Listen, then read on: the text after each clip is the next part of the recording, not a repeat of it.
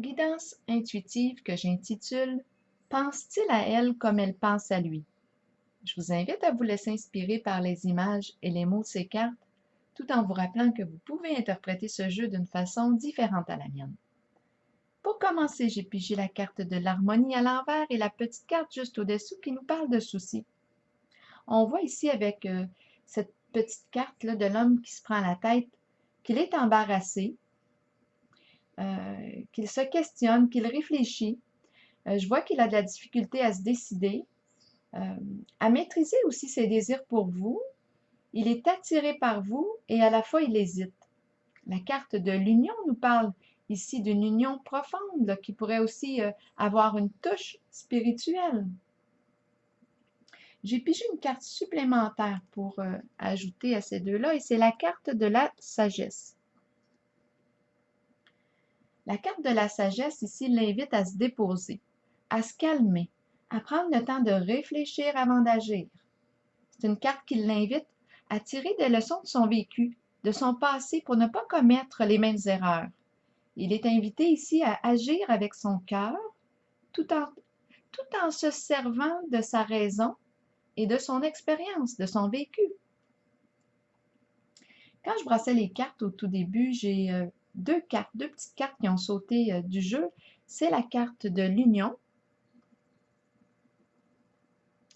et la carte des distinctions qui me parle d'une personne respectable.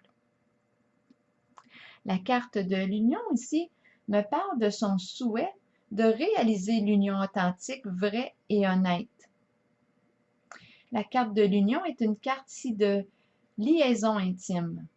C'est une carte d'alliance et on peut même avoir les idées, là, des idées de mariage.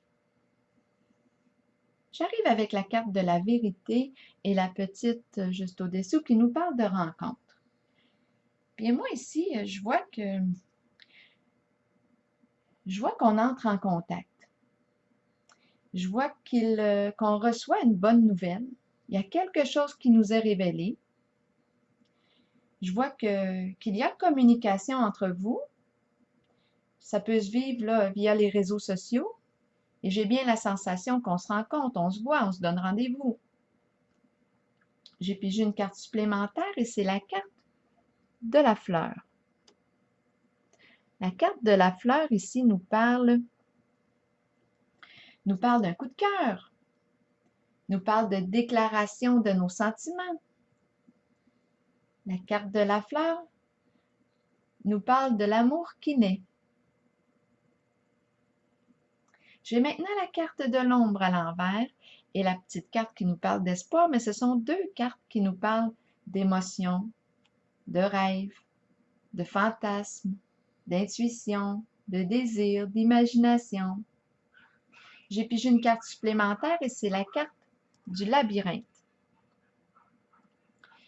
Bien ici, on a un peu de difficulté à voir la réalité telle qu'elle est. On a tendance à partir dans nos rêveries. Et avec la carte du labyrinthe, on voit qu'on pourrait y rester longtemps. On peut se limiter au monde de l'imagination, de nos fantasmes, de nos rêves, sans les concrétiser. Et on voit avec la carte du labyrinthe qu'on peut avoir cette sensation d'enfermement. On est pris dans nos rêves, dans nos fantasmes.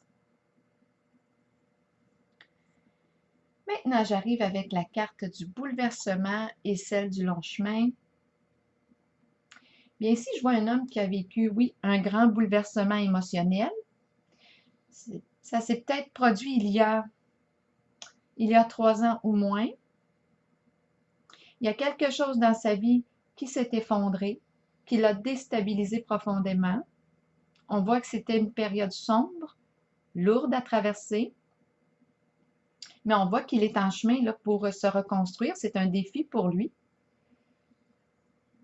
Et avec la carte, parce que j'ai pigé une carte supplémentaire ici aussi, c'est la carte, le caducée.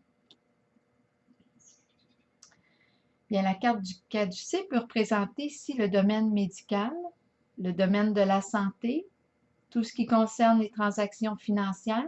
Peut-être qu'on a dû faire appel ici à un professionnel. On voit ici que ça a brassé dans sa vie, là. J'ai l'impression qu'il a vécu un échec amoureux. C'est pour ça ici qu'on parle du grand bouleversement. Et avec la carte du caducée, on peut parler de travail intense. On dirait qu'il s'est lancé là, dans le travail à fond. J'ai maintenant la carte de l'intuition à l'envers et celle des pensées moroses.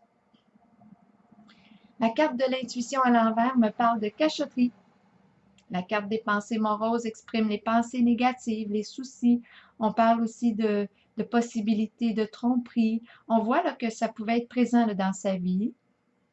Et j'ai pigé une carte supplémentaire et c'est la carte de la fidélité, le chien. Bien, cette carte du chien nous parle d'un ami de confiance, loyal. Elle nous parle de pensées affectueuses là, que l'on éprouve pour une personne. Donc, on se demandait au début s'il pensait à elle. Bien, moi, je pense que oui. Je crois vraiment que oui. Je pense qu'il a vraiment des bons sentiments pour elle et il a le désir ici de changer, de faire preuve de fidélité. J'ai deux cartes aussi que j'ai pigées au tout début du tirage, je les ai laissées de côté. C'est la carte du monde, de l'univers en fait, et la carte de la félicité. Deux cartes qui représentent la même chose.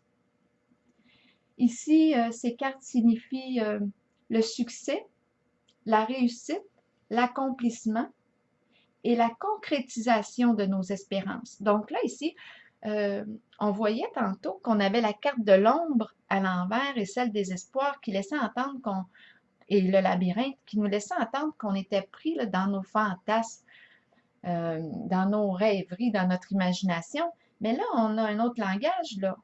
On passe du monde des rêves à celui de la concrétisation de nos rêves avec ces deux cartes, celle de l'univers et celle de la félicité.